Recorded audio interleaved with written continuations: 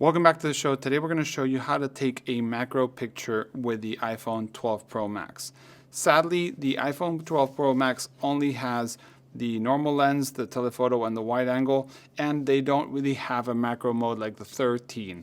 So when we go to the camera, we are we have the one normal lens, the wide angle lens, or the telephoto lens. And let's grab ahead and let's grab a roll of film like this one. And let's say we want to take a picture up close. As you can see on the 2.5, it doesn't show focus. On the 1 point, it doesn't show. And the 0.5, it does focus, but it looks like it's far away.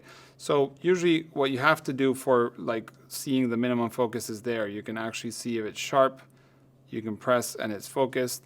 And now we are focused, but now we can also go on 2 times. So that would make it almost like feel like a macro, but the 2 times zoom is not that high quality as the normal lens. So sometimes even the iPhone, if it notices the quality is not that good on the 2 times lens, it will just crop into the 1 time. So yeah, there's no macro mode. Some apps have developed macro modes for the iPhone, for the camera, so it does some sort of stitching between the zoom lens and the normal lens, but there's no dedicated macro on the phone with the iPhone 12 Pro Max. So that's one of the reasons people are liking the 13, but yeah, nothing you can do on the 12. Thanks for watching. If you have any questions, let us know in the comments below. See you in the next one. Bye.